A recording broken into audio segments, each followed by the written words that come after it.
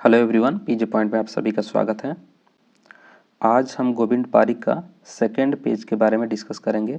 इससे प्रीवियस वाले वीडियो में मैंने फर्स्ट पेज को डिस्कस कर दिया है। ये देखिए, पहले वाला जो एडिशन था उसमें काफ़ी मॉडिफाई किया गया और ये जो नया वाला एडिशन है ये बहुत ही अच्छे रूप में इसको प्रेजेंट किया गया है, सबका रेफरेंस के साथ दिया हुआ है।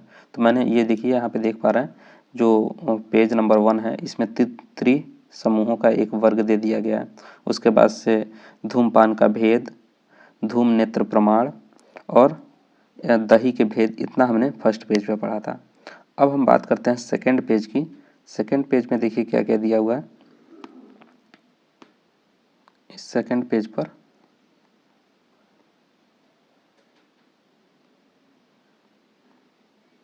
देखिए, सेकंड पेज में क्या है। तो सबसे पहले आज के इस लेक्चर की शुरुआत अब करते हैं। पहले पेज का डिस्कशन तो हो गया था। अगर वीडियो नहीं देखा है फर्स्ट पेज वाला तो पहले पेज फर्स्ट को देख लीजिए, उसके बाद से सेकंड को देखिए, ठीक है। अगर ये वाला बुक आपके पास नया नहीं है, नया एडिशन वाला नहीं है, तो आप इसको खरीद लीजिए, क्योंकि पुराने वाले में काफ़ी ज़्यादा मॉडिफिकेशन किया गया है। पहले जो 2 पेज था उसको एक में कंबाइन कर दिया गया और साथ ही साथ एक पेज पे जो है उसको ब्रॉड करके उसका एक्सप्लेनेशन के साथ भी दिया गया है, ठीक है। जैसे कुछ व्याधि का पहले भेद था, उनका संख्या दे दिया गया था, लेकिन अब जो है संख्या के साथ साथ उसका नाम तक भी दिया हुआ है, ठीक है। तो अब बात करते हैं इस पेज की शुरुआत। सबसे पहले यहाँ पे दिया हुआ है क्या, तक्र, ठीक है। तक्र के बारे में बताएंगे कि तक्र कितने प्रकार के होते हैं, तक्र के भेद। तो तक्र के भेद जो है ये चरक के अनुसार, तक्र के भेद चरक के अनुसार कितना है, 3 है।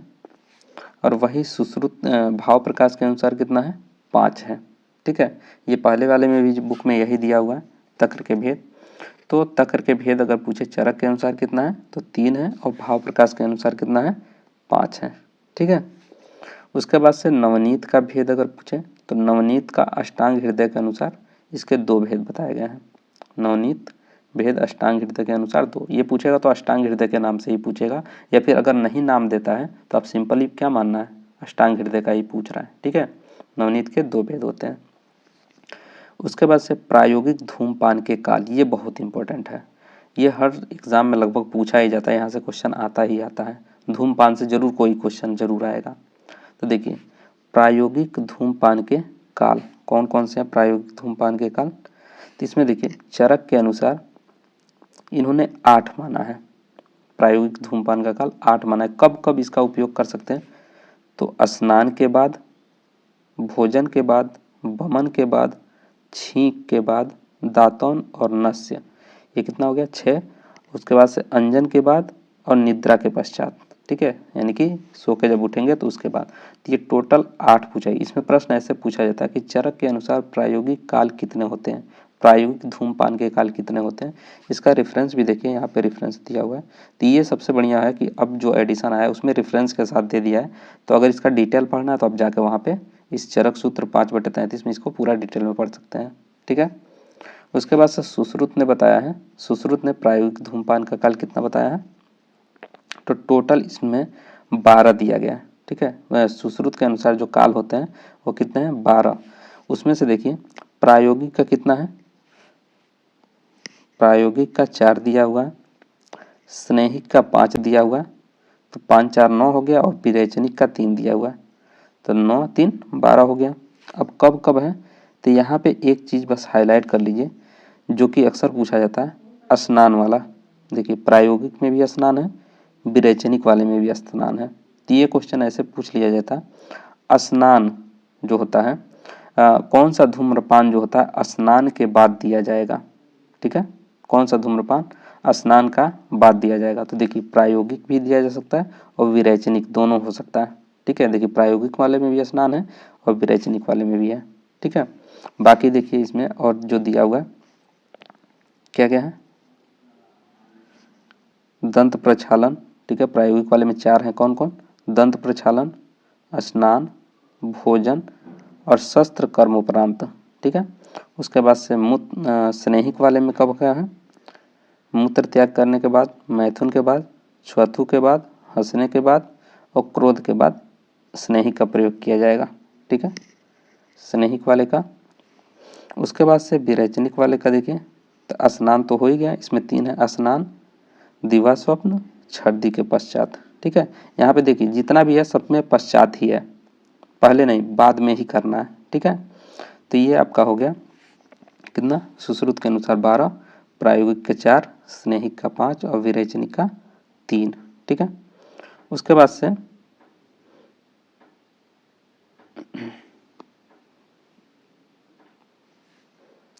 से आते हैं आप अष्टांग संग्रह वाले पे।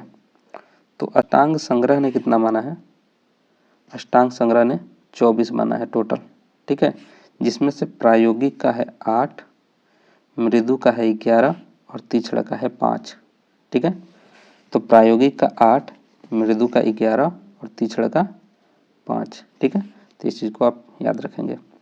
उसके बाद से अष्टांग हृदय ने 23 बताया है।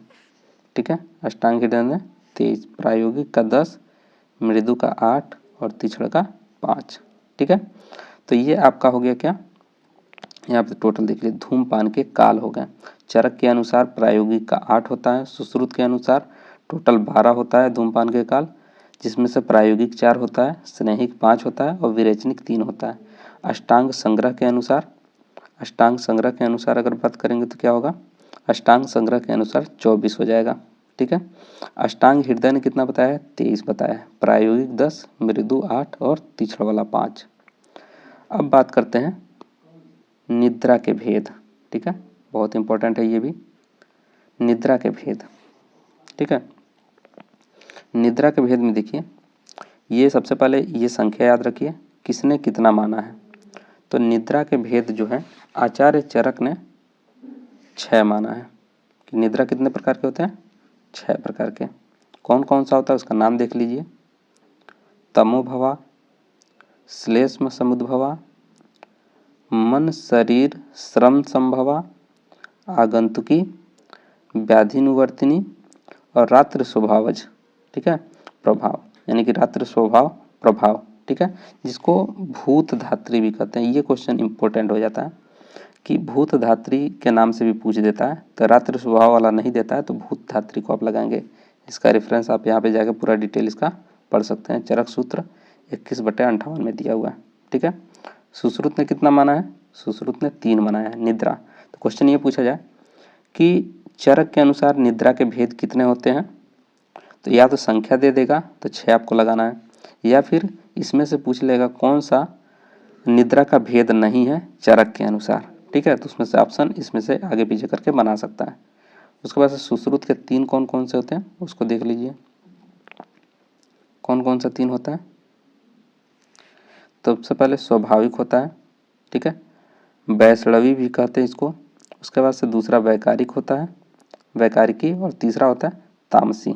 ठीक है, अब देखिए इसमें थोड़ा बहुत लक्षण की अगर बात कर लें तो यहाँ पे जो वैकारिकी वाला है ये ज़्यादा इंपॉर्टेंट हो जाता है। यहाँ पे लिखा हुआ है कफ मन शरीर पीड़ा, यानी कि शरीर में पीड़ा होगा, कफ की वृद्धि करा सकता है निद्रा की वजह से, और मन शरीर में पीड़ा होगा। ठीक है, इस चीज़ को आप याद रखेंगे।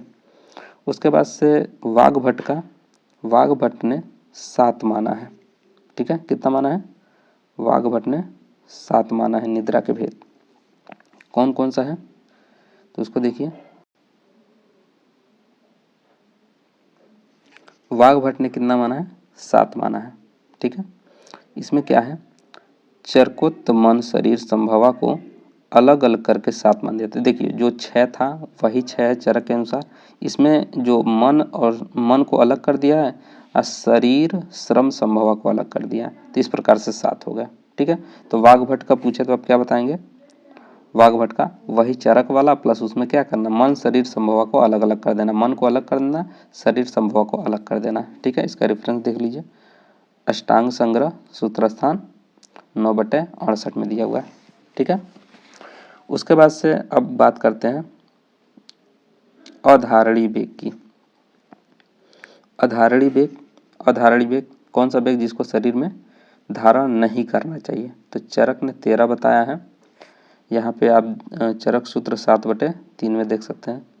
उसके बाद से वाग्भट ने भी 13 बताया है। ठीक है, वाघभट ने 13 बताया। बस इसमें अंतर क्या है, जो चरक वाला उद्गार के स्थान पर काश का मान है, तो ये इंपॉर्टेंट हो जाता है। ये क्वेश्चन ज़्यादा इंपॉर्टेंट होता है, पूछता भी है कि किसके जगह पे माना है, यानी कि ये उद्गार के जगह पे क्या माना है, तो इसको याद रखिए, उद्गार के जगह पे क्या माना है, काश माना है। क्वेश्चन ऐसे पूछा सकता है कि काश को किसने अधारणीय वेग माना है, ठीक है, तो वाघभट जाएगा आंसर, ठीक है, ये हो सकता है। उसके बाद से सुश्रुत के अनुसार अगर पूछा जाए तो सुश्रुत ने भी 13 माना है, प्लस उसमें एक अलग से जोड़ दिया है, अपथ्य निमित्तज, ठीक है, अपथ्य निमित्तज, ये हो गया। तो कुल मिला के अगर ऑप्शन में 14 देता तो आप 14 लगाएंगे, नहीं तो 13, ये भी सही हो जाएगा, ठीक है। अब उसके बाद से स्नेह की प्रविचारणाएं, ठीक है, स्नेह की प्रविचारणाएं, तो इस चीज को देखिए, स्नेह की प्रविचारणाएं कौन कौन सी है और इनकी संख्या। तो अगर इतना केवल सिंपल क्वेश्चन ये पूछता है कि स्नेह की प्रविचारणाएं कितनी होती है, ठीक है, चरक के अनुसार, तो आप 24 लगाएंगे, ठीक है, कितना लगाएंगे, 24 इसका आंसर हो जाएगा। लेकिन कभी कभी ये क्वेश्चन अगर अलग तरीके से पूछ दिया कि आप बताइए विकल्प भेद से कितना होता है, तो 64 लगाएंगे, ठीक है, विकल्प भेद से 64 होता है। और विकल्प भेद में भी जैसे अभी आगे देखिए यहाँ पे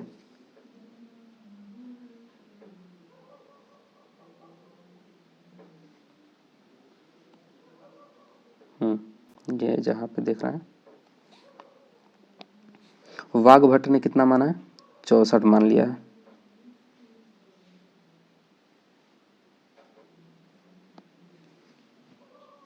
वाघभट्ट ने 64 माना है। इसमें से 63 प्लस 1 रसानुसार, ठीक है, 63 प्लस 1 रसानुसार, ये जो एक है उसको अच्छ स्नेह भी कहते हैं, ठीक है, क्या कहते हैं, अच्छ स्नेह। तो अगर अच्छ स्नेह अगर देता है तो ये बता देंगे किसने माना है, वाघभट्ट ने माना है।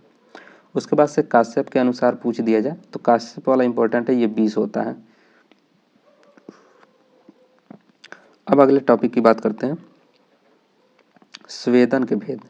देखिए ये जो भी टॉपिक मैं आपको बता रहा हूँ अभी, ये पूरा ओवरव्यू ऐसे है, इसके डिटेल में मैं नहीं जा रहा है क्योंकि जो दिया इसको याद करना है। बाकी मैं एक और वीडियो अलग से लाऊंगा, उस पर अलग सीरीज चलेगा, जितना भी टॉपिक दिया है। जैसे स्वेदन का भेद, अगला जो टॉपिक है अपना क्या है, ये स्वेदन का भेद है, तो अगला एक वीडियो ही इसी पे होगा, स्वेदन के भेद, जिसमें जितने भी आचार्य हैं, चरक हो गए, सुश्रुत हो गए, उसके बाद से अष्टांग संग्रह, अष्टांग हृदय, ये जो भी है इन सब का डिटेल में बताऊंगा कि अग्नि स्वेद वाले में 13 हैं तो कौन कौन से, सबका नाम के साथ सबका डिटेल एक एक वीडियो आएगा, ठीक है। तो फिलहाल अभी ओवरव्यू देखते हैं एक एक पेज का, उसके बाद से डिटेल की बात करेंगे। तो स्वेदन के भेद कितने हैं, तो इसमें भी दो तरह का स्वेदन होता है, एक होता है सअग्नि और एक होता है निराग्नि, यानी कि जिसमें अग्नि का प्रयोग होता है उसको सअग्नि कहते हैं, और जिसमें अग्नि का प्रयोग नहीं होता है उसको निराग्नि स्वेद कहते हैं, ठीक है। तो ये पहले संख्या याद रखिए, संख्या कौन कितना माना है, तो आचार्य चरक ने सअग्नि स्वेद की संख्या 13 माना है और निराग्नि का 10 माना है। डिटेल यहाँ पे दिया हुआ है, ठीक है, चरक सूत्र 14/64 में। सुश्रुत के अनुसार बात करें तो सुश्रुत ने अग्नि स्वेद, सुश्रुत ने अग्नि वाले को कितना माना है, 4 माना है, और निराग्नि वाले को 8 माना है। अष्टांग संग्रह ने कितना माना है, अष्टांग संग्रह ने भी 4 माना है, अग्नि स्वेद और अष्टांग हृदय ने भी 4 माना है, ठीक है। निराग्नि में अष्टांग संग्रह ने 11 माना है और अष्टांग हृदय ने 10 माना है, ठीक है। अब देखिए इसमें से आपको केवल चरक वाला सही तरीके से याद रखना है कि चरक वाला जो था उसमें अग्नि यानी कि सअग्नि स्वेद की संख्या 13 बताया है। बाकी कोई भी अग्नि पूछे चरक के अलावा, सुश्रुत का, अष्टांग संग्रह का या अष्टांग हृदय का, तो आप 4 ही लगाएंगे। देखिए सबका 4 है ना, तो इसलिए 4 लगाएंगे। उसके बाद से निराग्नि स्वेद में, निराग्नि स्वेद में क्या है, चरक का और अष्टांग हृदय का ये 10 ही है, ठीक है। क्या क्या है, चरक का और अष्टांग हृदय का 10 ही है, देखिए दोनों ने 10-10 माना है। सुश्रुत ने 8 माना है, सुश्रुत का जो अग्नि स्वेद है उसका डबल कर देना है, ठीक है। और अष्टांग संग्रह का इसका 4 माना है, अग्नि वाला, तो 11 है निराग्नि वाला। ठीक है, इसके बाद से क्वेश्चन एक आप पैटर्न देख पा रहे हैं कि जो अग्नि स्वेद है, ठीक है, अग्नि स्वेद उसकी संख्या केवल चरक में ज़्यादा है निराग्नि से। देखिए चरक वाले में अग्नि स्वेद कितना है 13 है और निराग्नि कितना है 10 है। बाकी सब में देखेंगे सुश्रुत हो, अष्टांग संग्रह और अष्टांग हृदय में, इसमें अग्नि स्वेद की संख्या कम है, निराग्नि स्वेद की संख्या ज़्यादा है। देख लीजिए यहाँ पे 4 से कितना हो गया 8 हो गया, उसके बाद से 4 से कितना हो गया 11 हो गया, 4 से कितना हो गया 10 हो गया, यानी कि ज़्यादा ही तो है, निराग्नि वाले का ज़्यादा है। ठीक है, बस चरक के अनुसार निराग्नि स्वेद की संख्या में क्या हो गया कमी आ गया, 13 से कितना हो गया 10 हो गया। इस चीज़ को याद रखेंगे। अब उसके बाद से वाघभट्ट के अनुसार देखते हैं, वाघभट्ट ने एक उष्ण स्वेद भेद माना है। उष्ण स्वेद भेद कितना है 8 है, इसको आप अलग से याद रखिएगा कि वाघभट्ट के अनुसार पूछ दिए उष्ण स्वेद के भेद कितने होते हैं। वाघभट्ट के अनुसार उष्ण स्वेद के भेद कितने होते हैं, तो 8 होते हैं, ये आप याद रखेंगे। ठीक है, उष्ण स्वेद के भेद कितने होते हैं 8 होते हैं। अब बात करते हैं उपनाह के बारे में। ठीक है, उपनाह स्वेद, उपनाह स्वेद जो है, अब ये देखिए उपनाह स्वेद एक अलग से है, इसको इसमें थोड़ा सा मतभेद है तो इसलिए ये ज़्यादा इम्पोर्टेंट हो जाता है उपनाह स्वेद। क्यों? क्योंकि उपनाह स्वेद जो है इसको चरक ने बताया है निराग्नि में, लेकिन जो सुश्रुत हैं इसको अग्नि में मानते हैं कि स अग्नि, यानी कि अग्नि युक्त होता है। उपनाह स्वेद चरक के अनुसार निराग्नि, सुश्रुत के अनुसार स अग्नि। अगर भूल जाए तो सुश्रुत में स है और स अग्नि में भी स है। ठीक है, स अग्नि यानी कि अग्नि के साथ। उसके बाद से वाघभट्ट वाला और ज़्यादा इम्पोर्टेंट हो जाता है। वाघभट्ट और चक्रपाणी ने क्या कह दिया है कि आप जो कह रहे हैं कि निराग्नि और स अग्नि, असल बात है ये दोनों होता है। क्या होता है, अग्नि भी होता है और निराग्नि, इन्होंने दोनों मान लिया है। तो ये पूछ दिया जाए आपसे क्वेश्चन सिंपली कि उपनाह स्वेद होता है, अगर किसी का नाम नहीं दे रहा है, तो किसी का नाम नहीं दे रहा है अगर दोनों ऑप्शन में है, ठीक है, दोनों ऑप्शन है तो दोनों लगाएंगे। अगर नाम दे के पर्टिकुलर पूछ रहा है चरक के अनुसार तो निराग्नि जाएगा, सुश्रुत के अनुसार स अग्नि जाएगा। बाकी वाघभट्ट और चक्रपाणी का पूछेगा तो दोनों होगा आंसर। ठीक है, अब बात करते हैं सिरो रोग के बारे में। सिरो रोग यानी कि सिर में होने वाले रोग कौन कौन से हैं, तो सिरो रोग के बारे में चरक ने बताया है सिरो रोग की संख्या चरक के अनुसार कितना है 5 है। चरक के अनुसार कितना है 5। उसके बाद से कौन कौन से हैं 5, इसमें देखिए वातज होता है, पित्तज होता है, श्लेष्मिक होता है, सन्निपातज और क्रिमिज। ठीक है, सिरो रोग की संख्या वात पित्त कफ सन्निपातज और क्रिमिज होता है। तो क्रिमिज वाले पे ध्यान रखिएगा, ये क्रिमिज सिरो रोग किसने माना है। ठीक है, क्रिमिज। तो यहाँ पे सिरो रोग में चरक के अनुसार क्रिमिज वाला इंपॉर्टेंट हो गया, क्योंकि वात पित्त कफ तो सबको याद रखता है, वात पित्त कफ सन्निपातज। यहाँ पे रेफरेंस में पूरा डिटेल देखिए, रेफरेंस यहाँ पे दिया हुआ है चरक सूत्र 17/15 में। ठीक है, अब सुश्रुत के अनुसार सिरो रोग की संख्या कितनी है, तो इनके अनुसार 11 है सिरो रोग। सुश्रुत के अनुसार कितना है 11। 11 कौन कौन सा है, वातज, पित्तज, कफज और सन्निपातज और क्रिमिज। ये देखिए ये 5 तो वही है, यानी कि आप ये से कह सकते हैं कि चरक का 5, ठीक, उसके अलावा कौन कौन सा एक्स्ट्रा हो गया उसमें देखिए, तो 5 ये हो गया, एक होता है क्षयज, एक होता है सूर्यावर्त, एक होता है अनंतावात, उसके बाद से अर्धावभेदक, उसके बाद से संखक। ठीक है, तो ये कितने हो गए 3 2 5, यानी 5 और 5 कितना हो गया 10 हो गया। अभी भी एक कम पड़ रहा है। ठीक है, सिरो रोग में अभी एक कम पड़ गया, तो एक इसमें जो नहीं लिखा हुआ है एक होता है रक्तज। ठीक है, यहाँ पे लिखा नहीं हुआ है, उसको आप नोट कर लीजिएगा, कौन सा होता है रक्तज होता है। ठीक है, तो 11 हो जाएगा। तो सिरो रोग कितना हो जाएगा, इसमें रक्तज एक जोड़ लीजिए,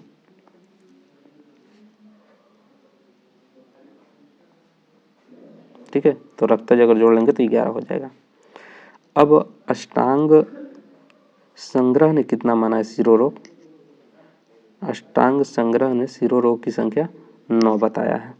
ठीक है, अष्टांग संग्रह में संग्रह में इसका कितना बताया? 9 बताया। संख्या कितना है? तो शिरोरोग देखिए चरक के अनुसार 5 हो गया, सुश्रुत के अनुसार 11, अष्टांग संग्रह के अनुसार 9 और माधवकर यानी माधव के अनुसार पूछे तो 11। ठीक, वाग्भट के अनुसार पूछे तो 10।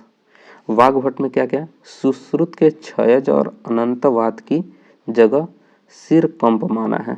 ठीक है, यानी कि 10 कैसे हो गया? जैसे सुश्रुत ने 11 माना है ना, तो 11 में से जो क्षयज वाला है यानी कि ये वाला क्षयज वाला, क्षयज और कौन सा है? अनंतवाद, अनंतवाद, इन दोनों के जगह पे क्या मान लिया है? इन दोनों के जगह पे सिर कंप मान लिया है। ठीक है, तो ये 10 हो गया। उसके बाद से बात करते हैं हृदय रोग की। ठीक है, यहाँ पे थोड़ा सा ब्लर हो गया, उतना स्पष्ट नहीं आया। इसका पीडीएफ मैं भेजूंगा ना इसका टेलीग्राम पे, तो वहाँ पे इसका स्पष्ट पिक्चर आपको मिल जाएगा। ठीक है, यहाँ पे थोड़ा सा ब्लर हो गया, फिलहाल देखिए दिख तो रहा ही है। अब हृदय रोग की बात करें, हृदय रोग तो आचार्य चरक ने कितना माना है? 5 माना है। सुश्रुत ने कितना माना है? 4 माना है। तो यहाँ पे हृदय रोग जो होता है चरक का 9 पूछ के सुश्रुत का ज़्यादा पूछा जाता है। ठीक है, क्या? सुश्रुत वाला ज़्यादा इंपॉर्टेंट हो जाता है। क्यों ज़्यादा इंपॉर्टेंट हो जाता है? क्योंकि लगभग चरक का सबको पता रहता है कि हृदय रोग 5 होते हैं। ठीक है, और कौन नहीं होता है यही क्वेश्चन तो पूछा जाता है कि आचार्य सुश्रुत के अनुसार कौन सा हृदय रोग नहीं है। तो देखिए चरक ने क्या माना है? वातज, पित्तज, सेलस्मज, सन्निपातज और क्रीमिज, ये 5 माना है। या फिर ये क्वेश्चन पूछ लिया जाता है कि आचार्य चरक ने कौन सा हृदय रोग एक्स्ट्रा माना है। ठीक है, तो वात, पित्त, कफ, सन्निपातज के अलावा कृमि को ज़्यादा एक्स्ट्रा माना है। ठीक है, और सन्निपातक यानी कि अगर सुश्रुत से तुलना करके पूछेगा तो कौन सा? सन्निपातज और क्रीमिज दोनों हो जाएगा। ठीक है, और बाकी जो अगर सुश्रुत का केवल पूछता है तो सन्निपातज वाला इन्होंने नहीं माना है। तो यही क्वेश्चन पूछा जाता है कि हृदय रोग में सुश्रुत ने किसकी गणना नहीं की है? तो सन्निपातक की गणना नहीं किया है। ठीक है, अब देखिए यहाँ पे एक पॉइंट लिखा हुआ है, यहाँ पे ये पॉइंट दिया है कि मूर्छा को भी सन्निपातिक नहीं माना है। यहाँ पे हृदय रोग में भी तो सन्निपातक नहीं है सुश्रुत ने, लेकिन मूर्छा को भी सन्निपातक नहीं माना है। ये पॉइंट एक अलग से याद रखेंगे। अब बात करते हैं प्रमेह पीड़िका। ठीक है, प्रमेह पीड़िका के बारे में। अब इसमें विभिन्न आचार्यों के अनुसार ये भी दिया हुआ है प्रमेह पीड़िका है। सबसे कॉमन क्वेश्चन जो पूछा जाता है वह है चरक का। ठीक है, चरक के अनुसार प्रमेह पीड़िकाएं कितनी होती है? 7 होती है, इसको याद रखेंगे। जिसमें से कफज होता है 3 और पित्तज होता है 4। ठीक है, कफज होता है 3 और पित्तज होता है 4। ठीक है, इसको याद रखेंगे। चरक सूत्र 17/83 में दिया हुआ है, वहाँ पे देखेंगे सराविका, कच्छपिका, जालनी, ये सब नाम वहाँ पे दिया हुआ है डिटेल में। फिलहाल इस जाके अगर पूरा डिटेल देखना है तो इसका श्लोक को रेफरेंस करके देख लीजिए। चरक सूत्र स्थान 17/83 में दिया हुआ है। ठीक है, बस आपको संख्या याद रखना है यहाँ पे, और इसका नाम भी इम्पोर्टेंट है, नाम आपको याद ही करना है। ठीक है, कौन कौन से है उसका नाम आप जाके डिटेल यहाँ से देख लीजिए। उसके बाद से सुश्रुत और वाग्भट, सुश्रुत और वाग्भट ने इन दोनों को 10-10 माना है।